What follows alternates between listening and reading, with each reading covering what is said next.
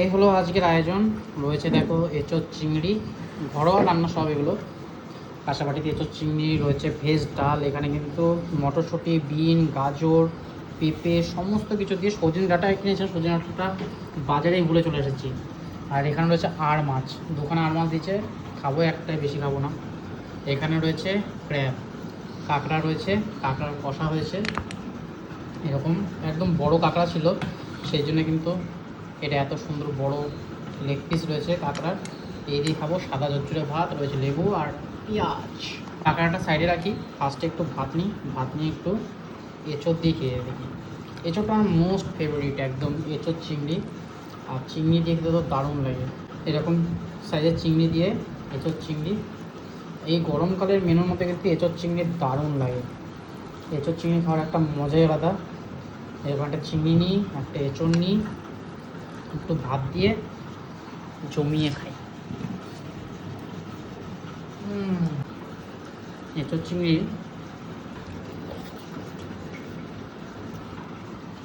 দারুণ লাগে।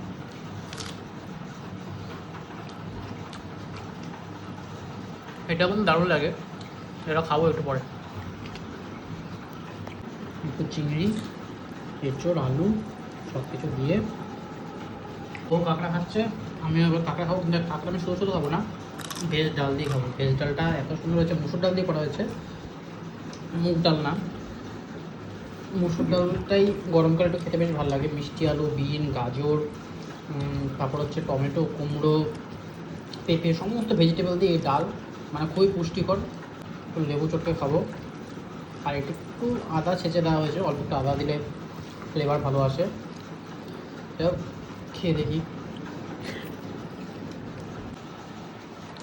বাড়ি বসেও দারুণ খাওয়া দাওয়া করা যায়। এটা ভাঙতে হবে হাতুড়ি দিয়ে, তার দিয়েও ভাঙা যাবে। কাঁকড়ার ভেতর মাংস দেখো, ও জুসি কাঁকড়া।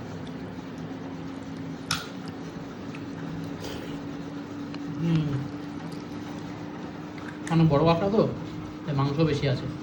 যেটুকু পারলাম পায়ের থেকে মাংসগুলো বের করে নিলাম, ভাঙা যাচ্ছে না, এ হাতুড়ি লাগবে ভাঙতে গেলে। যাই হোক, মাংস এই একটা পিস আছে। এই ঠ্যাং দেখলে বোঝা যায় সাইজটা কত বড় ছিল, অন্য করে ভাঙা যাচ্ছে। এটার কোয়ালিটি দারুণ আছে। দাঁতের জোর থাকলে এগুলো খেয়ে মজা আছে, দাঁত দিয়ে ভেঙে খাবো।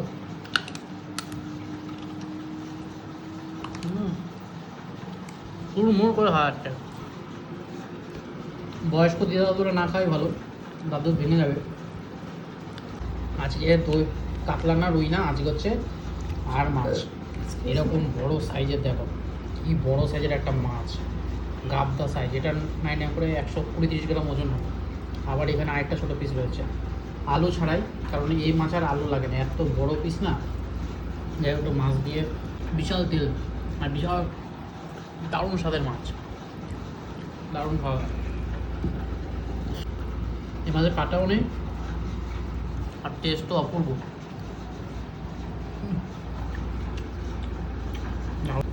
যাই হোক, মাছটাও বেশ ভালো লাগছে।